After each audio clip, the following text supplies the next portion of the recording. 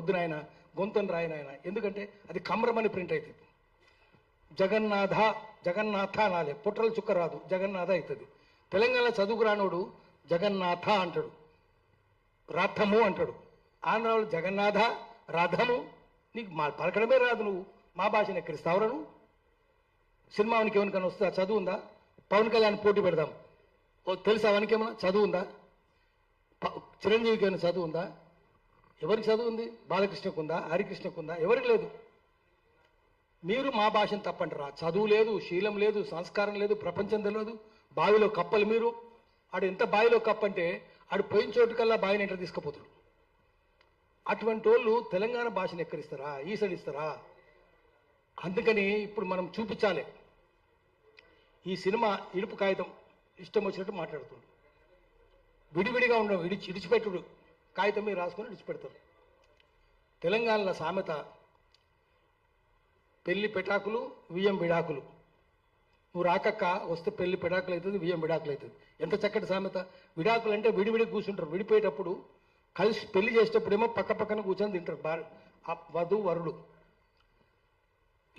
ఈ అమ్మాయిది వాడు తింటాడు, అమ్మాయిది వీడు, ఇద్దరు ఒకరితో ఒకరు తింటారు. ఎంగిలి కూడా విడిపోయేటప్పుడు దూరం అటు కూర్చుంటారు, ఎడముఖం పెడముఖం, దూరం కూర్చుంటారు, కలవరు. విడిగా ఉండేది ఇడుపుకాయ, విడిగా ఉంటారు కాబట్టి ఇడుపుకాయ, విడిగా కూర్చొని రాస్తారు. కాగితం అనేది కూడా మనకు తెలియదు.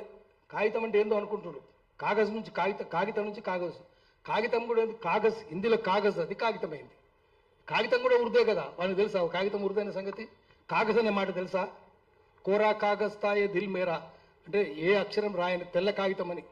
తెల్ల కాగితం అనేది కూడా ఉర్దే, కాగితం ఉర్దే. ఇది ఉర్దూ అనే సంగతి తెలియదు. మాది ఉర్దూ అంటాడు. జంధ్యాల పాపయ్య శాస్త్రి బాయిల కప్ప కదా, ఆయనకేం తెలుసు? వీళ్ళు కూడా అంతే కదా. ఎటువంటి డైలాగులు రాసినారు? తెలంగాణలో ఎక్కిరించుకుంటా, నన్ను కూడా ఎక్కిరించిండ్రు నా పేరుతోటి.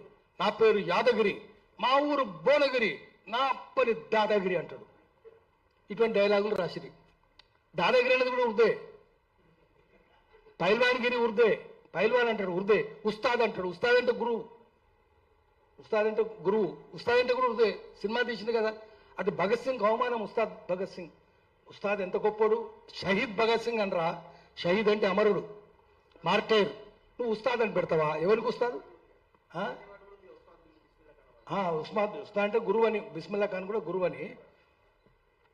నువ్వు ఆ సినిమా ఏంది పిచ్చి సినిమా కదా, కలేజా. ఆ కలేజా ఉందా? కలేజా అంటే కలేజా అంటే మనకు తెలియని విషయం ఏంటంటే, కలేజా అంటే హార్ట్ కాదు. నీకు హార్ట్ ఉందా, ధైర్యం ఉందా అని. కలేజా అంటే లివర్. అది వాడిని కలేజాను లివర్ను వాడు హార్ట్ అనుకుంటుండు. వాడికి కలేజాకు హార్ట్కు లివర్కు తేడా తెలియనోడు వాడు మనకి చెప్తాడు భాష గురించి, మనం వినాలి. ఏముంది, మనకి ఇంగ్లీష్ కూడా సరిగ్గా రాదు. సవాల్ చేస్తే జవాబు ఇస్తావా అంటాడు. మనకి తెలియదు సవాల్ ఉర్దూ, జవాబు ఉర్దూ. తెలుగా ఇది? సర్కార్ జిల్లాలు ఉర్దూ. మన సర్కార్ ఒరిజినల్గా విజయవాడ కంటే ముందు వాళ్ళది రాజధాని మచిలీపట్నం. ఆంధ్ర సంస్కృతి కేంద్రం ఏంటంటే మచిలీపట్నం. మచిలీ ఉర్దే కదా. దానికి ఇంకో పేరు ఉందండి, బందర్ అని. బందర్ అట.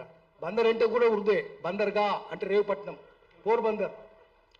బందర్ అంటే కోతి కాదు, వాడు కోతి అనుకుంటాడు. అది ఉర్దూ అంటే కోతి అండి, అది కాదండి కోతి అంటాడు. కోతి కాదురా బాబు, బందర్ అంటే రేవుపట్నం, బందర్గా అంటే రేవుపట్నం. అది తెలియదు. వీడు కోతే కదా వీడు. ఆ బందర్ వేరే, వీని బందర్ వేరే. కోతులు ఎగిరినట్టే గుర్తుంటారు. ఇట్లా ఉర్దూ తెలుగు లేకుండా అంత ఉర్దూ లేదా ఇంగ్లీషు. ఇంగ్లీషే. మన పత్రికలు చూద్దాం, ఏ పత్రికైనా చూద్దాం, వాళ్ళు ఎడిటర్గా ఉన్న పత్రికలు హెడ్లైన్స్ అంతా ఇంగ్లీషే ఉంటుంది. హెడ్లైన్స్ అండి అంటాడు, న్యూస్ పేపర్ అండి అంటాడు. న్యూస్ పేపర్ ఇంగ్లీషు, పేపర్ అంటాడు వాడు. మన కాగితం అంటే